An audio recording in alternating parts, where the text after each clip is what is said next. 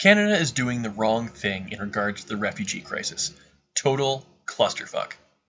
Let's get into the details.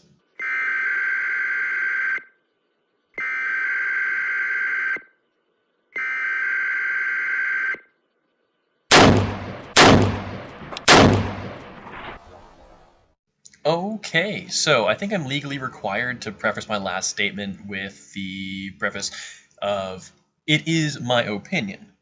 So, in my opinion, Canada has screwed the pooch regarding the Syrian refugee crisis, and Trudeau's policies are going to, again, in my opinion, lead to major economic and sociological problems in the not-so-distant future. I'd like to ask you all a question, just a simple weighing of the options regarding efficiency and the greater good. If you could, I'd like you to think of what 20,000 people looks like.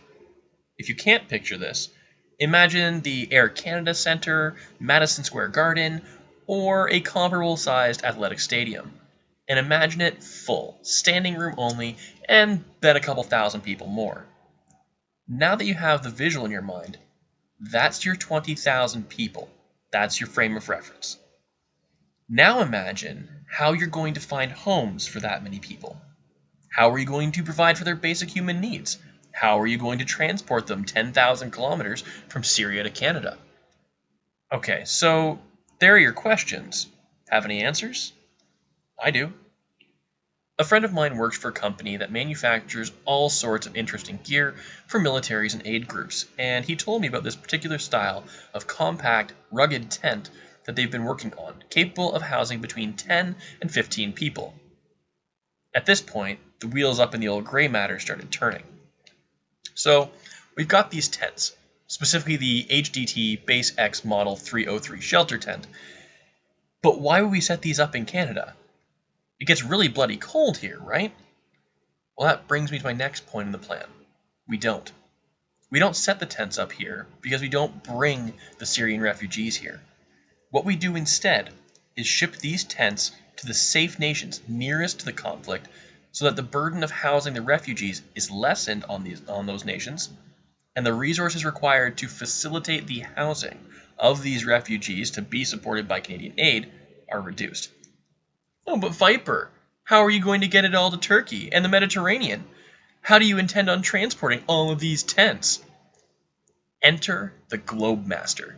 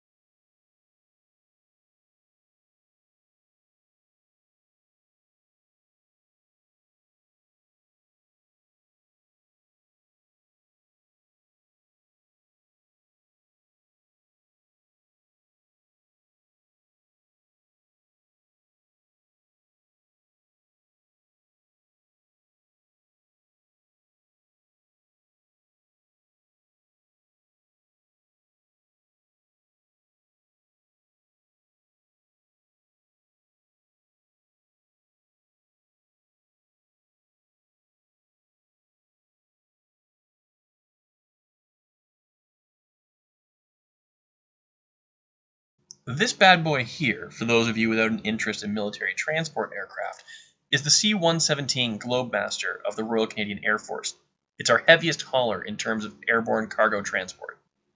Oh, and it can do really cool shit like this.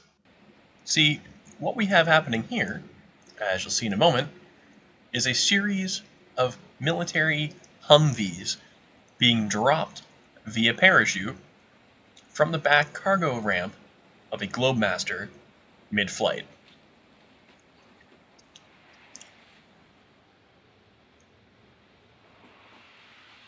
Of course, cameras out all around because this is some epic shit. One pulls the next, pulls the next, pulls the next. So just imagine being able to just take this and drop cargo wherever you please around the world. Not too shabby, right? This thing hauls tanks, armored vehicles, helicopters, and massive cargo skids. It hauls weight like nobody's business. Now, I don't want to bore you with the exact numbers, all the specifications and whatnot, but the basics are that the Globemaster can carry up to 160,000 pounds of cargo. In this case, to be arranged on a set of 18 463L military cargo pallets, which means that a simple Globemaster, just one, can carry 305.5 of these base X303 tents. When we consider that Canada has 5 Globemasters in operation, and each tent can house from 10 to 15 people, we come to the final figure that, in a single delivery by the 5 Canadian Globemasters, homes for between 15,250 people and 22,875 people can be sent. Sounds like enough to meet the 20,000 refugee proposal, doesn't it?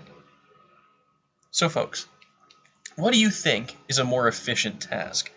Transporting homes for 15 to 20,000 people in a single trip, or only being able to transport at least 100 passengers per Globemaster? Personally, I'd rather not pile people up like cargo in an aircraft's hold, so to me, acquiring and transporting, say, 1,500 reusable tents that could later be used in future international or domestic relief efforts would be the much more financially responsible option. Even if we wanted to spend the same amount of money, regardless of whether we help the refugees set up temporary communities while the conflict is settled, or bring them to Canada during that time, that just means that with the money saved on sending supplies as cargo, rather than bringing human beings to and housing them in Canada, we could send more shelters, clothing, food, medicine, and who knows what else to make easier the plight of the people who are legitimately fleeing for their own safety.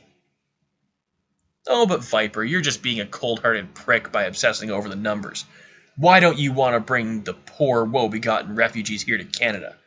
Sure, you claim it's all about efficiency and saving money, and wanting to do the most good with the same amount of resources, but I think you're just making an intolerant, Islamophobic judgment, you bigot. Oh, snap! Somebody figured it out. Okay, that's sarcasm. Sarcasm. But in a way, it's not entirely off.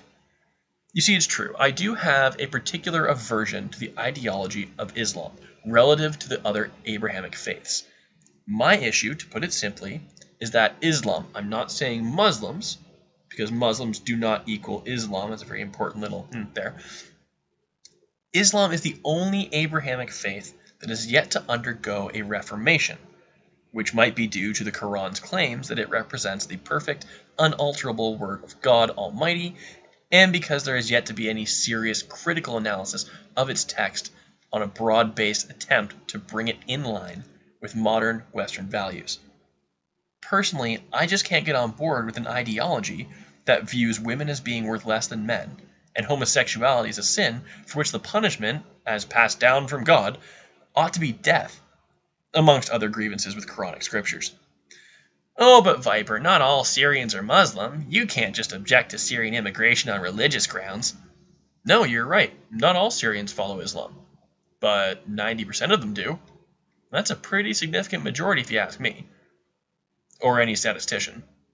Or most people on the street. So let's put this all in a neat and tidy little bow now, shall we? Let's look at the options. 1. We spend a shit ton of money getting refugees to Canada, providing them with homes, teaching them how to speak English and or French, setting them up with support groups, providing the basic necessities of life, and helping them to find employment, and in doing so import a culture that is diametrically opposed to modern Western values. Or do we spend less money while housing the same number of people in a region where they share the vast majority of their values with the geographic neighbors, and ensure that even their return trip to their country of origin is less costly when it becomes safe for them to go back? Personally, I'm of the spend less to get the same or better end result camp. What about you?